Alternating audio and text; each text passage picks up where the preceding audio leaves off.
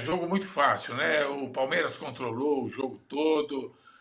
Só depois está 3-0, o Guarani fez um gol, ameaçou, perdeu outro gol. Mas um jogo muito fácil. O Guarani é um time fraco e o Palmeiras jogou tranquilo. E o Palmeiras tem, como a gente viu o Luiz Henrique brilhar muito hoje, fazer 2 golaços, um partidaço. Estevão também é um espetáculo. O menino joga muito, joga fácil, deu passes de primeira para o senhor Facundo lá, perdeu um gol, cara a cara com o goleiro, o Estevão deixou ele no gol, o Uruguai ficou lá longe. O Estevão joga muito, fez 2 gols, joga muito, é fácil, e Rafael Veiga também apareceu bem no jogo. Então o Palmeiras esperava o fraco time do Guarani, contratava e criava a chance que queria. É isso. Vendo o Palmeiras jogar assim, né, Renato? Primeira vez que jogou com esse time titular. E o Flamengo, obviamente que são situações muito diferentes, né? Uma era uma Supercopa com um clássico, a outra é o time do Guarani. Mas se você olhar só para os times individualmente, quem está jogando mais bonito? O Flamengo. O Flamengo do Felipe Luiz está jogando um futebol que, como bem disse o PVC, ainda não é o Flamengo do Jorge Jesus. Mas dá gosto de ver. Já é um time que dá gosto de ver. O Flamengo hoje amassou o Botafogo. Empurrou o Botafogo para o seu próprio campo e passou a jogar como se estivesse fazendo um treino coletivo entre eles mesmos, com um ataque contra a defesa.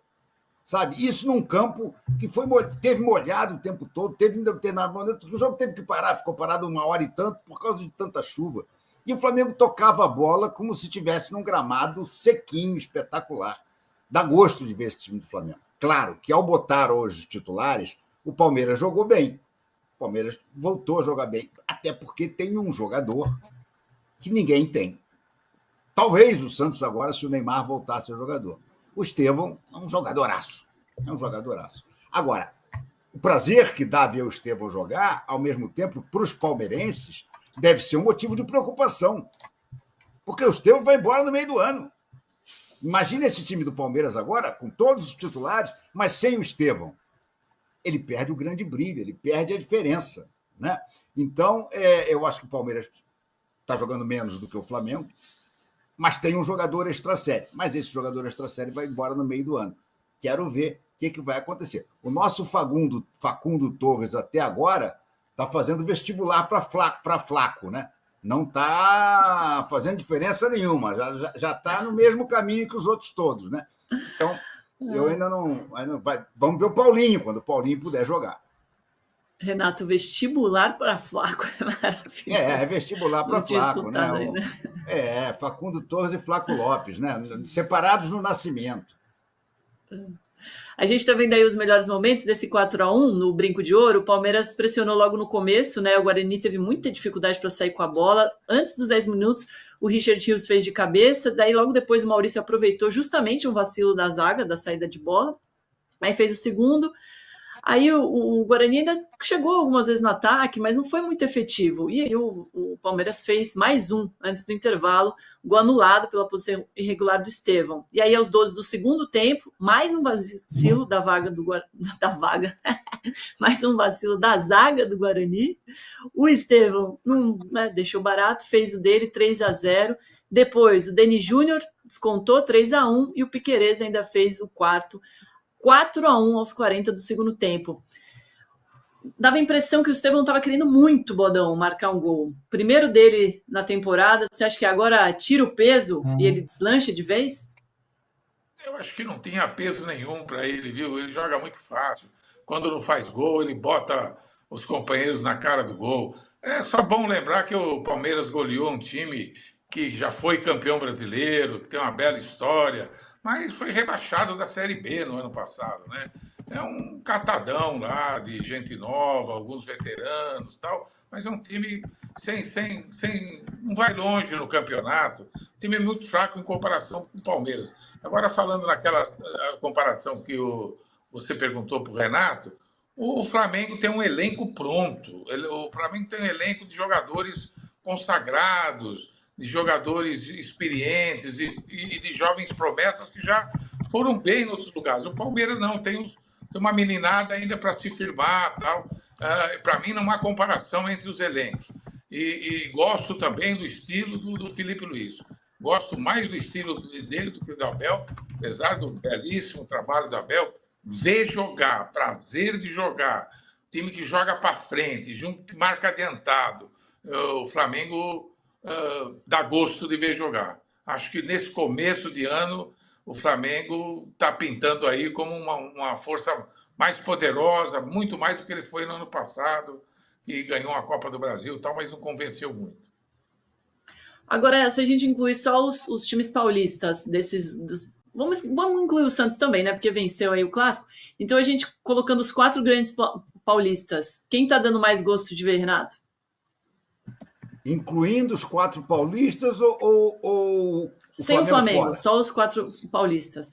Porque na próxima rodada já tem Palmeiras e Corinthians, né? Corinthians, o Corinthians venceu, o São Paulo venceu. É o Corinthians. O Corinthians já está com o time certinho. O Corinthians vai dar trabalho. Eu acho que dos 4 paulistas, no momento, eu até apostaria no Corinthians para ser o campeão paulista. Eu acho que o Corinthians está melhor do que o Palmeiras, melhor do que o São Paulo. E o Santos, vamos ver quando estreia o Neymar, né? O Santos jogou muito bem, né? O Santos derrotou o São Paulo com... Eu acho que só a chegada do Neymar transformou o ambiente na Vila, né? Jogadores que não estavam jogando tão bem, eu acho que respiraram o mesmo ar do Neymar e já começaram a jogar mais bola, né? Tipo assim, com o Neymar aqui a gente vai ter que jogar mais. E já jogaram sem ele. Então, a hora que ele entrar no time, parece que vão vir alguns reforços, pode ficar interessante.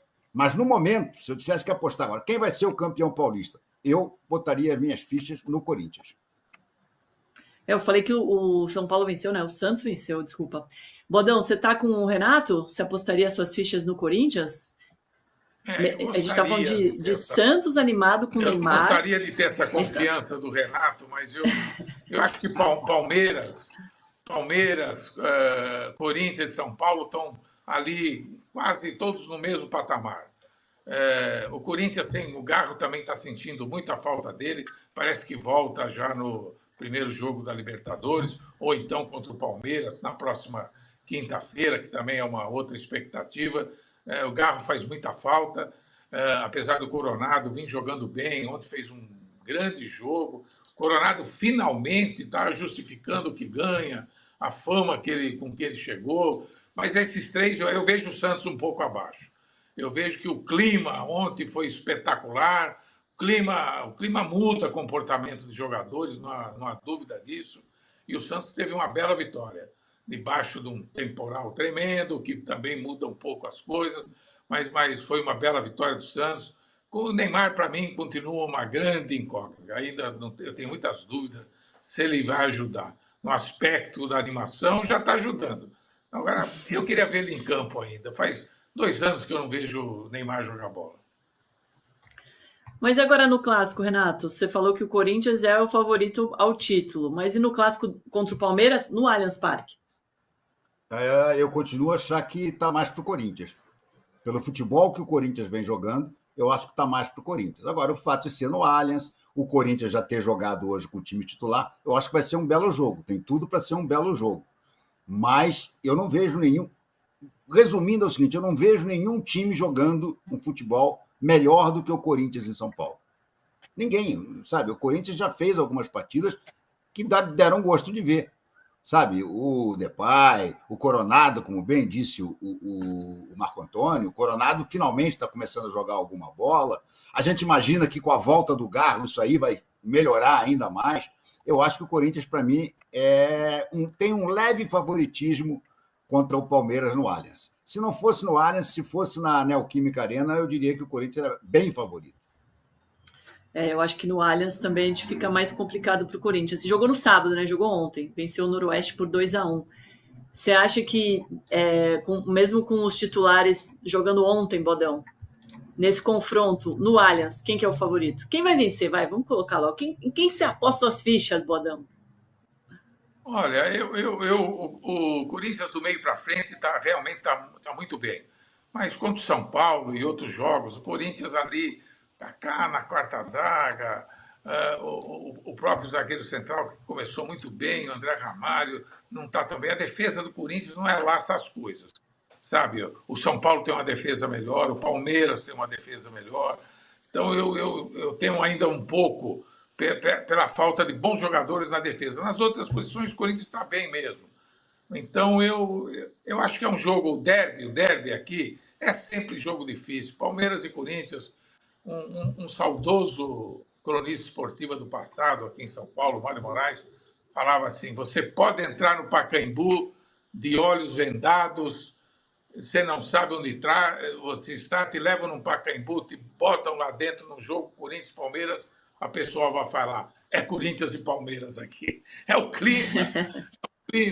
É um clima diferente, é uma grande rivalidade de mais de 60 anos. Então, esse jogo é um jogo, não dá para cravar nada, eu acho. Não dá para cravar nada, principalmente nesse começo de temporada ainda. E aí, chat, para quem que vocês acham que vai a vitória? Quinta-feira, em 8 da noite, no Allianz, Palmeiras e Corinthians. Pode mandar aqui no chat, que eu tô de olho por aqui. Vamos fazer um intervalo rapidinho, então? Daqui a pouquinho. Daqui a pouco a gente faz um intervalo e eu aproveito para ler as mensagens, que tem muitas mensagens chegando. Eu quero saber de você, de Palmeiras e Corinthians, mas também do elenco do Flamengo. Se é o melhor? É o time que está jogando mais bonito nesse momento, Renato? Bom, você com esse título na mão hoje, né, vai falar que sim. Não, eu acho que é o que está jogando mais bonito e acho que é o que tem o maior potencial. Esse time tem jogador para todas as posições. E olha, o Flamengo tem 2 garotos que são joias. Tomara que joguem esse ano inteiro pelo Flamengo e não sejam vendidos, por exemplo, na janela do meio do ano. Que são o Pablo Lúcio, que é um volante. Por isso mesmo o Flamengo não se incomodou de vender o Alcaraz, né, de emprestar com a obrigação de venda. E o outro é o João Vitor, o zagueiro. Zagueiraço, o moleque é zagueiraço. Isso numa zaga que hoje em dia você tem, os titulares são Léo Ortiz e Léo Pereira, mas você já tem o Danilo com a possibilidade, hoje até entrou no lugar do Léo Pereira. Fora o próprio Alexandre, que se você precisar, você pode botar de zagueiro também. Então, o elenco do Flamengo está muito bem resolvido. Talvez tenha problemas, por exemplo, quando vendeu o Wesley, que continua a ser um jogador dos mais importantes nesse elenco. Um Wesley que eu tanto critiquei no início, porque também era um jogador muito irregular. Ele conseguiu se firmar, ele fez um trabalho magnífico, né? com assessores, analistas táticos, com psicólogos, tá? Olha como meus cachorros estão empolgados aqui. Isso é tudo comemorando a taça. Está todo mundo aqui comemorando a taça. Tá festa no canil. Ao contrário, no Botafogo está silêncio no canil. Né? Mas, enfim, a verdade é que eu acho que o Flamengo está numa situação muito... Se o Pedro voltar bem, se o Pedro voltar bem, vou te dizer, vai ser difícil de ganhar desse time. Não vou me espantar se ele colecionar taças essa temporada. Muito por causa do Felipe Luiz. Eu fico imaginando, vamos lá, vamos ser uma mosquinha? Vamos lá na casa do professor Adenor. O professor Adenor está lá vendo o final da Supercopa do Brasil, ele e seu filho Titinho, Matheus Bach. E vem o Flamengo jogar isso tudo. Será que não ficam vermelhos, pelo menos? Vermelhos de vergonha? Porque, gente, é o mesmo time. É o mesmo time que com o Tite não jogava nada.